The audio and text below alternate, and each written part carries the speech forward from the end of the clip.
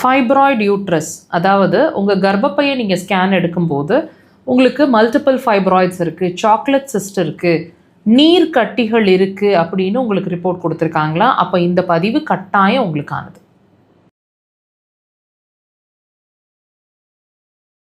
குழந்தை பேறு காலம் முடிஞ்சிருச்சு, அதனால் இந்த கட்டிகளோட கர்ப்பப்பையை ரிமூவ் பண்ண சொல்லியிருக்கிறாங்க, இல்லைனா இந்த கட்டிகள்னால பிரச்சனை வரும்னு சொல்லியிருக்கிறாங்க, அல்லது கட்டிகளை ரிமூவ் பண்ணணும்னு சொல்லியிருக்கிறாங்க. குழந்தை பேறு காலம் இன்னும் முடியல, இப்போ தான் கல்யாணம் ஆகிருக்கு, குழந்தைக்காக வெயிட் பண்ணிகிட்ருக்குறோம், அதுக்கு நம்ம லாங் டேர்மில் வெயிட் பண்ணி பார்த்தாச்சு, அப்போ ஸ்கேன் எடுத்து செக் பண்ணும்போது இந்த கட்டிகள் இருக்குது அப்படின்னு எங்களுக்கு ஃபைண்டிங்ஸ் வந்திருக்கு. இதை இந்த கட்டிகளை ரிமூவ் பண்ணலாம் அப்படின்னு சொல்லியிருக்கிறாங்க, சஜஸ்ட் பண்ணியிருக்கிறாங்க. எங்களுக்கு இது யோசனையாக இருக்குது. இப்போ இதுக்கு ஒரு கிளாரிட்டி கிடைக்குமான்னு யோசிச்சுட்ருக்கோம், பார்த்துட்ருக்கோம். அப்படின்னா கண்டிப்பாக இந்த பதிவை முழுசாக பார்த்தீங்கன்னா உங்களுக்கு ஒரு கிளாரிட்டி கிடைக்கும். நீங்கள் என்ன பண்ணலாம், என்ன பண்ணக்கூடாதுங்கிற ஒரு தெளிவு கிடைக்கும். இப்போ இந்த கர்ப்பப்பை கட்டிகள் பிரச்சனைன்னு தாங்க நீங்கள் நினச்சிட்ருக்கீங்க. அந்த கட்டிகளை ரிமூவ் பண்ணால் உங்கள் பிரச்சனை சால்வ் ஆகிடும்னு நினச்சிட்ருக்கீங்க இல்லையா? கண்டிப்பாக கிடையாதுங்க.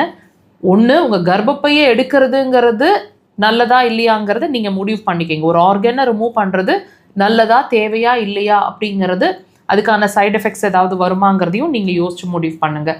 உங்ககிட்ட இந்த சாய்ஸை விடுறோம்.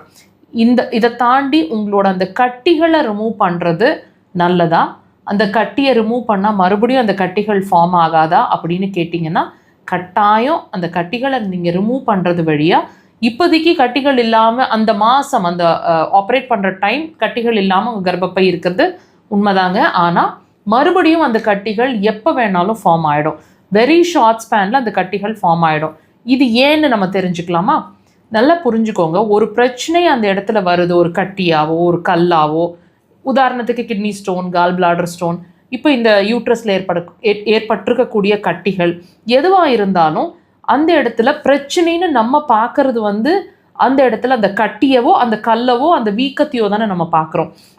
அதை உற்பத்தி பண்ணியிருக்கக்கூடிய, அதாவது அந்த கட்டிகளை உருவாக்கின விஷயத்தை நம்ம பார்க்க தவறிடுறோம். இதுதாங்க ரூட் காஸ்.